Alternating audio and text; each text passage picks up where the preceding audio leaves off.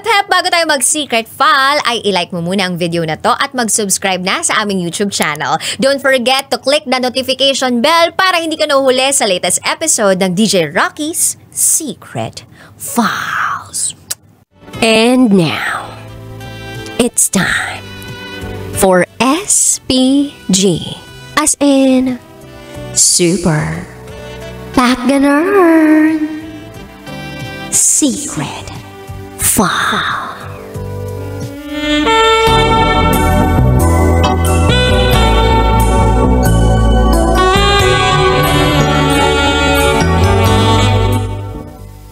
Hinugasan niyang mabuti yung balon. Tapos pinalobo niya gamit ang kanyang bibig.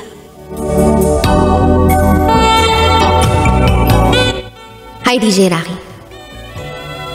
I-share ko lang yung kainosentehan ng pinsan ko nung kabataan namin. Itago mo ko sa pangalang Pamela.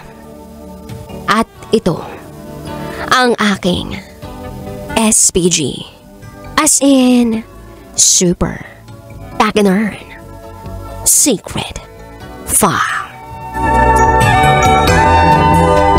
So ito na nga, nung bata pa kami, grade 5 to be exact, nasa labas kami ng bahay nung time na yun. Kasama ko ang pinsan ko. Magkalapit lang kasi ang bahay namin tsaka yung bahay ng pinsan ko. So, naglalaro kami sa labas kasama ng iba pa naming mga pinsan. Nang bigla na lang, nagsabi ang pinsan kong ito na may kukunin lang daw siya sa loob ng bahay nila. E di kami na iba niyang mga kaanak, dead ba lang kasi nga naglalaro kami. Ang tagal-tagal niyang nawala. Pero pagbalik niya, may hawak na siyang balon. Yung balon na pabilog. Pero may pahabang parang guhit daliri, pero isa lang. Yun yung tingin namin dati, syempre.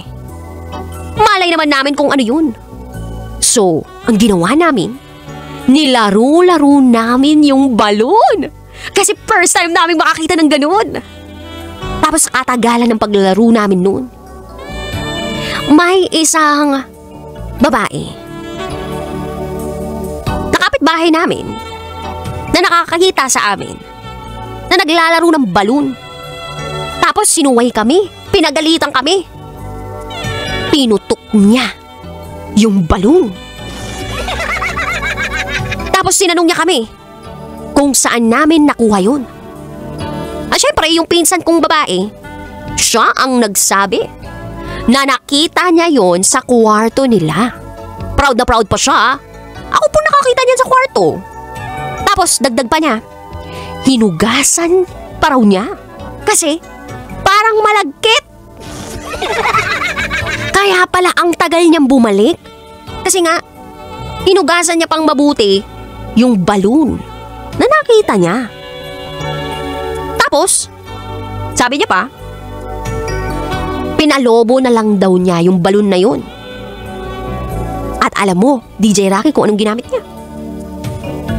Gumamit siya ng makapangyarihan niyang bibig. Wow! Dati, hindi ko alam talaga yung balon na yun.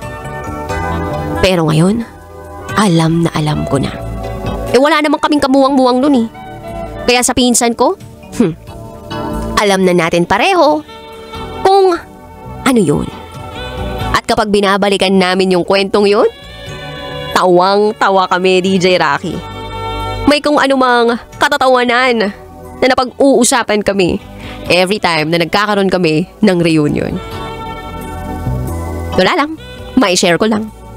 Kaya sa mga adults dyan, wag na wag kayong mag-iiwan ng balon sa loob ng inyong kwarto na meron pang laman.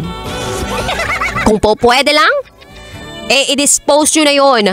At wag na wag hayaang makita ng ibang mga bata sa loob ng inyong tahanan.